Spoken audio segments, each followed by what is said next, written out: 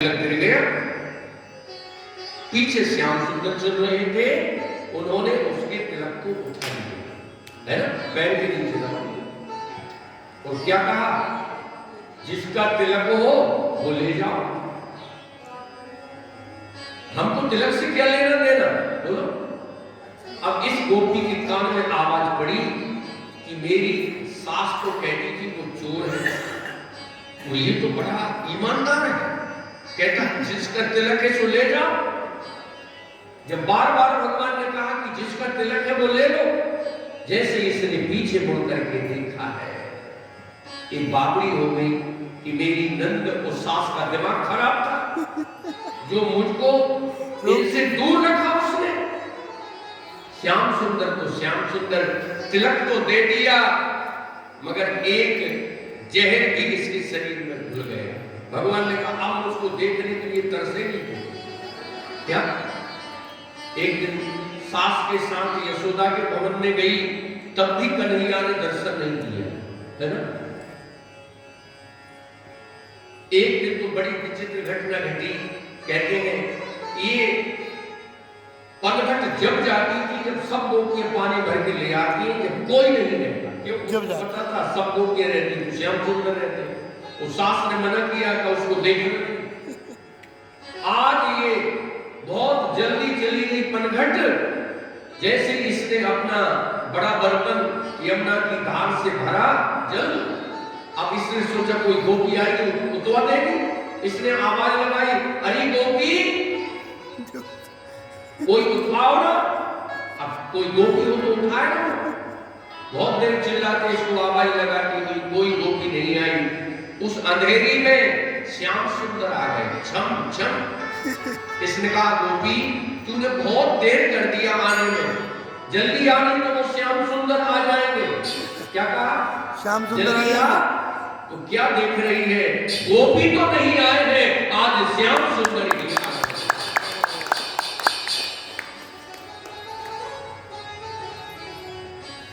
सखी पनघट पर यमुना के तट पर लेकर पहुंची मटकी। सखी पनघट पर यमुना के तट पर लेकर पहुंची मटकी। भूल गई सब एक बार ही छवि देखी नटकी। भूल गई सब एक बार छवि देखी नटकी। देखती में भई बावरी, देखती में भई बावरी, उसी मुख में कोई लीन कोई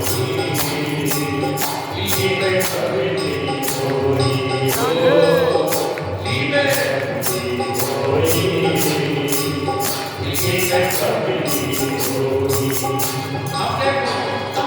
रूप जगोना देख श्याम का, सुध बुध तेरी कोई। रूप जगोना देख श्याम का, सुध बुध तेरी कोई। लीन कोई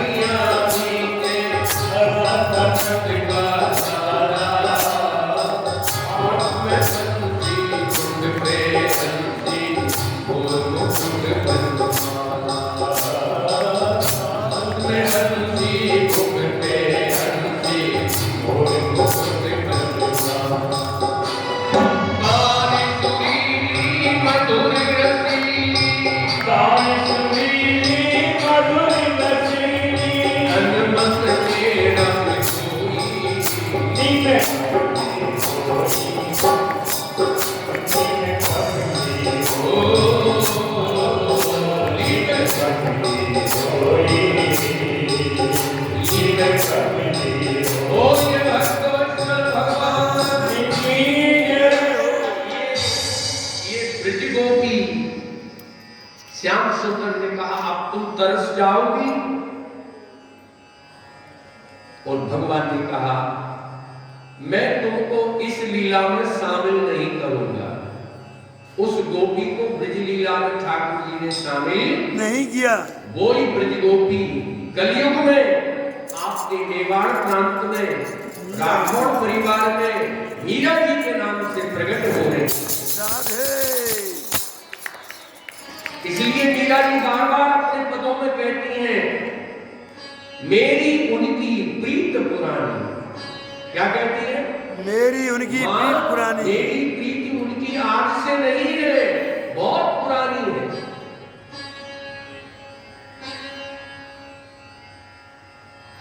ध्यान से सुनना, मीरा का प्रेम प्रेम ही है। क्यों जी? उसको कोई शब्दों से परिभाषित नहीं कर सकता। एक बात और विनम्रता से कहूं, प्रेम की परिभाषा शब्दों में नहीं होती। क्यों? प्रेम अगर शब्दों से परिभाषित हो जाएगा तो भाई जी प्रेम छोटा हो जाएगा, तो परिभाषाएं बड़ी हो जाएगी। दो को परिभाषित नहीं किया जा सकता इस धरती पर, एक परमात्मा को और एक परमात्मा के प्रेम को। ये अपरिभाषित है। गूंगे गेरी सरकरा, कबीर कहते हैं गूंगे ने गुड़ खाया, स्वाद कौन बताए? कौन बोलो? क्यों जी? इसलिए प्रेम को कोई परिभाषित नहीं कर सकता। परमात्मा की कोई परिभाषाएं नहीं होती, गणित में परिभाषाएं होती हैं, प्रेम की कोई परिभाषा नहीं होती। जो मैं ऐसो जानती प्रीति करे दुख होए, नगर ढिंढोरा पीटती प्रीत न करियो। एक एक को भी अपना संस्मरण सुनाती है।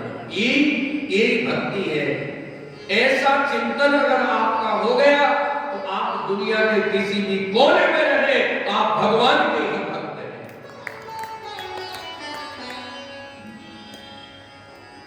आप बताइए तनाव जीवन में कब आता है?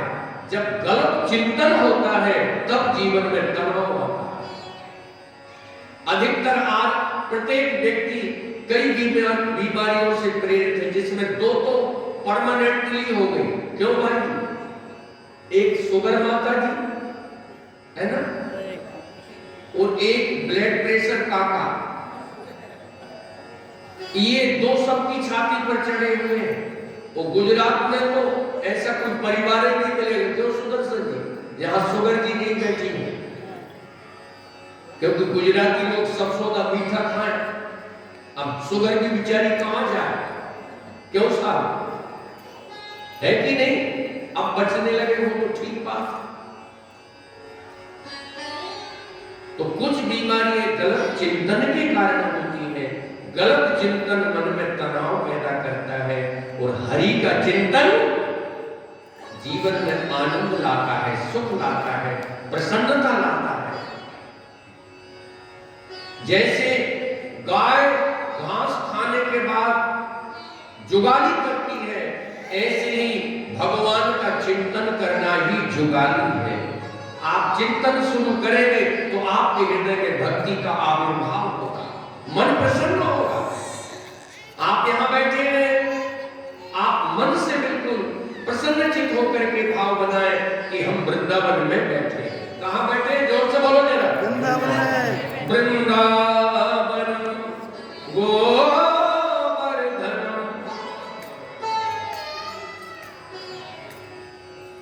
वृंदावनम गोवर्धनम। कहाँ बैठे हैं? श्रोता बोले जरा जोर से। अरे राजस्थान में लोग दाल बाटी चूरमा खाते, फिर कम क्यों बोलते? कहाँ बैठे हैं?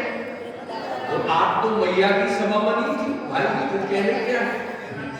कहाँ बैठे हैं सब लोग? वृंदावन में बैठे। कहाँ बैठे हैं?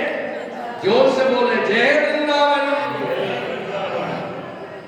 साकिरे को दिल में बसा कर तुझको एक बार चलूंगा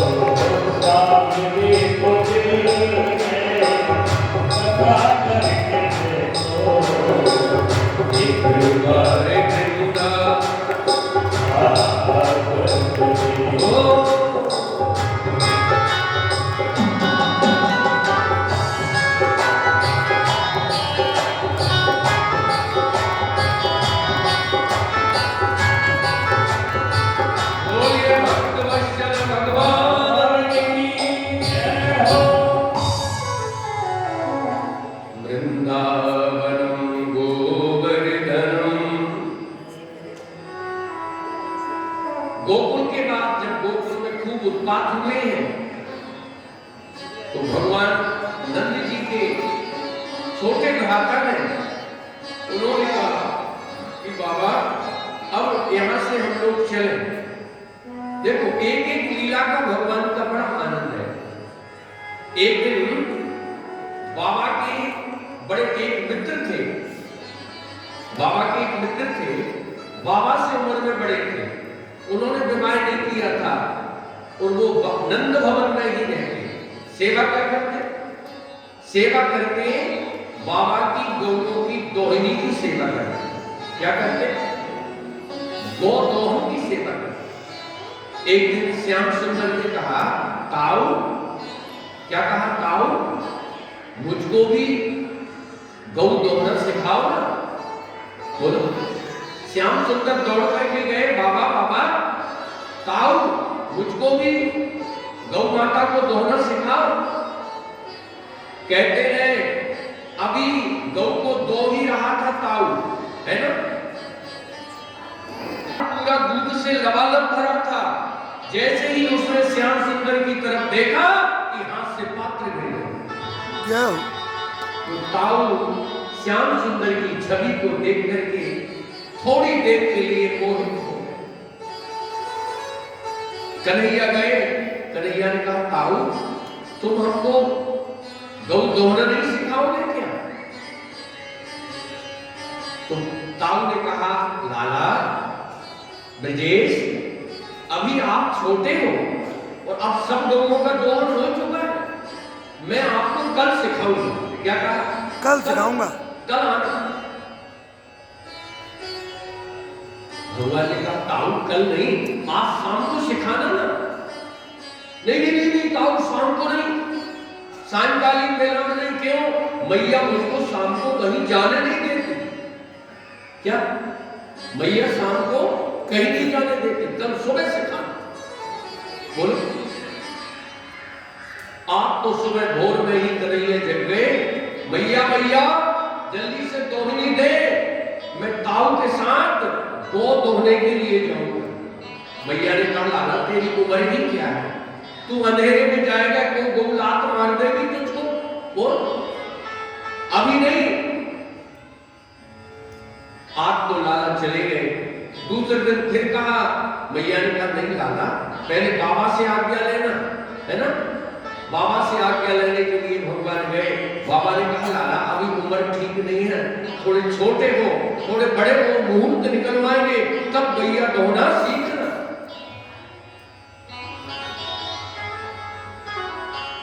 कहते हैं प्रथम में जब भगवान ने गौ दोहन किया, जैसे ही उन्होंने गौ के थन पर अपना हाथ रखा तो गौ के थन से दूध की पिचकारी चल पड़ी। और पिचकारी भी इतनी विचित्र चली कि पहली की पिचकारी ने भगवान के सर से लेकर के नक तक भिगो दिया, अभिषेक कर दिया। गौ ने कहा देखो लाल जी, आज पहली बार आप हमारे पास आए हो और हम अपने दूध से ही आपका अभिषेक करेंगे। बोलो गोपाल कृष्ण भगवान। कहते हैं कुछ दूध दोहिनी में पड़ा है और आधा दूध से स्वयं स्नान कर लिया और आधा दूध जमीन में चला गया। मगर आज इतने प्रसन्न है लाला। दाऊ जी खड़े थे, देखो दाऊ जी आज मैंने गौ को दोहा। बड़े प्रसन्न हुए, नाचने लगे। भैया ने कहा लाला कोई ऐसे दोही जाती है गौ क्या? और तू स्नान करके आ गया? अब बताइए भगवान ने स्नान किया या गौ माता ने अपने दुग्ध से गोविंद का अभिषेक किया? बोलो भाई। गौ माता ने किया। गौ माता ने आज अपने दुग्ध से गोपाल जी का अभिषेक किया। अगर आपके यहाँ भी लड्डू गोपाल है ना तो सप्ताह में एक दिन देसी गाय के दूध से उनका अभिषेक जरूर किया। समझे?